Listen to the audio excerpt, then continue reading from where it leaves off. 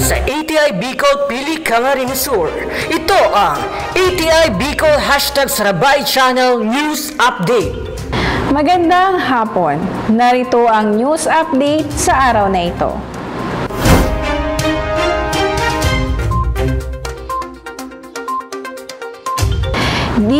ATI Bicol nagbigay ng pagsasanay sa Indigenous peoples ng Camarines Norte. Live na makakasama natin, Alexander Vargas ng ATI Bicol. Ang Department of Agriculture, Agricultural Training Institute Bicol o ATI Bicol kasama ang Office of the Provincial Agriculturist ng Camarines Norte ay nagdala ng isang araw ng pagsasanay sa stingless beekeeping para sa Manini Tribe, isang indigenous people's community na matatagpuan sa bayan ng Jose Panganiban sa nasabing probinsya.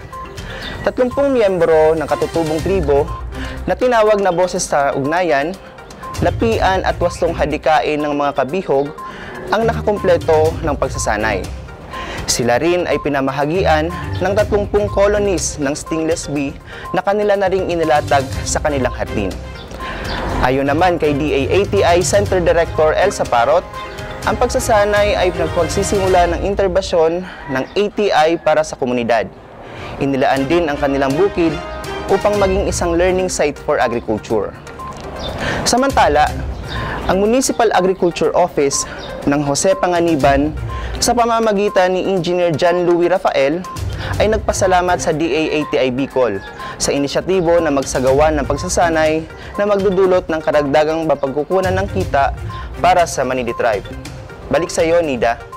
Sa tulong ng Municipal Agriculture Office, mas mapapaigting pa na mas lalong bigyan ng pansin ng ating katutubong kapatid. Tama? Tama ka dyan, Nida. Sa katunayan, nangako ang Municipal Agriculture Office na kanilang susubaybayan ang proyektong stingless bee farm ng nasabing tribo para ito ay mas lumago pa at magdulot ng pag-asenso sa komunidad. Maraming salamat, Alex. At yan po ang news update sa araw na ito.